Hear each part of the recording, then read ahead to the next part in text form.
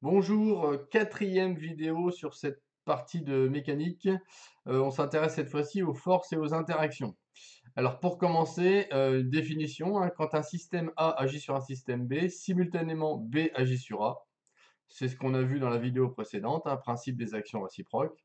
On dit que A et B sont en interaction.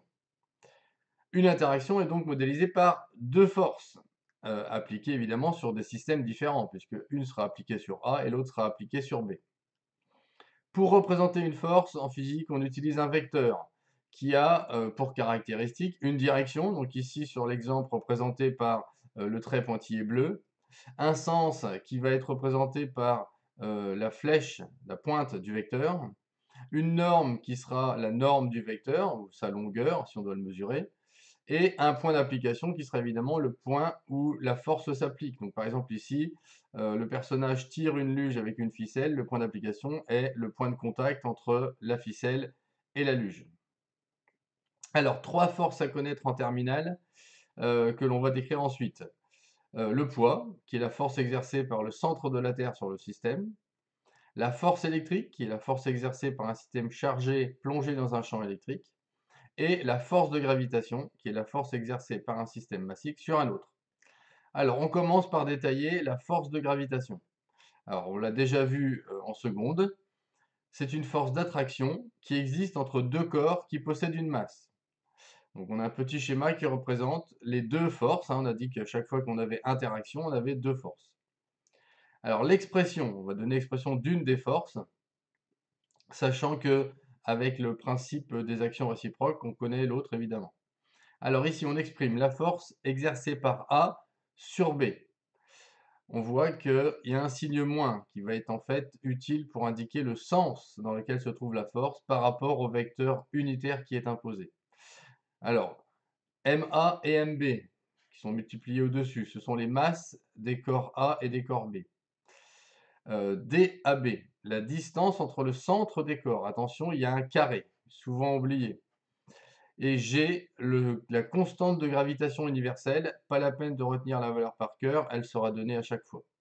Et donc ce fameux vecteur unitaire UAB, qui est tout simplement un vecteur de norme 1, qui va être dirigé de A vers B.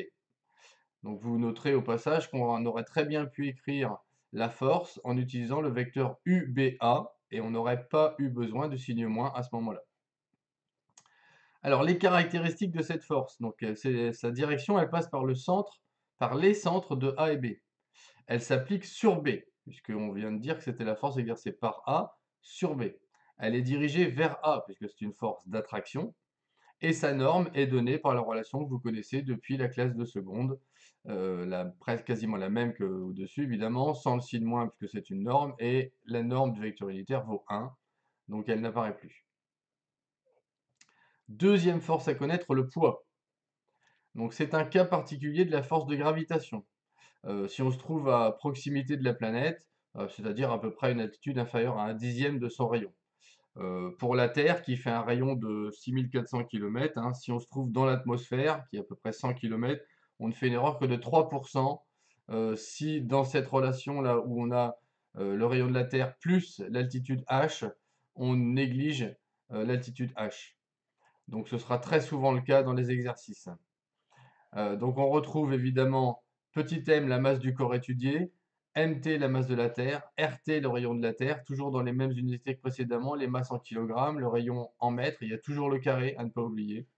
Et j'ai toujours la constante de gravitation universelle qui était la valeur que l'on a citée tout à l'heure. Et enfin, U, le vecteur unitaire, qui cette fois-ci évidemment va être dirigé vers le centre de la Terre, le poids, lui, étant dirigé aussi sur cette direction et dans ce sens. Alors, on peut écrire la relation précédente en mettant entre parenthèses tout ce qui est constant. Donc le grand G est une constante, la masse de la Terre aussi, le rayon de la Terre aussi, et le vecteur unitaire U toujours dirigé vers le centre. Donc on fait apparaître m fois une constante qu'on va appeler petit g, le vecteur petit g, qui est l'intensité de la pesanteur sur Terre. Alors on va noter une chose importante, c'est que ce petit g, il est toujours vertical et dirigé vers le bas, et sa valeur au niveau de la mer vaut petit g égale 9,81 mètres par seconde carré, ou newton par kilogramme si vous vous rappelez de l'expression que vous avez vue au collège. Troisième force à connaître et dernière, la force électrique. Déjà vue en première, elle s'exerce sur un corps chargé, donc qui peuvent être des particules ou des ions, plongés dans un champ électrique, qu'on note grand E, un vecteur grand E. Cette force, elle s'exprime par le produit de la charge par le champ électrique E. Donc toujours pour toutes les forces, sa valeur est en newton. La charge Q s'exprime en coulomb et la valeur du champ E va être donnée soit en newton par coulomb ou en volts par mètre. Ces deux unités sont équivalentes. Alors un corps pouvant être chargé positivement ou négativement, il va être soit dans le sens du champ, si la charge est positive, soit dans le sens opposé au champ, si la charge est négative. C'est ce qu'on peut voir sur ce schéma ici en bas à droite. Alors, contrairement au vecteur intensité de la pesanteur petit g qui est toujours vertical, le champ E, lui, a priori, pourra prendre toutes les directions possibles, même si, dans la plupart des exercices, il sera soit horizontal, soit vertical pour vous simplifier la tâche. Voilà, c'est fini pour cette partie sur les forces et interactions. Au revoir.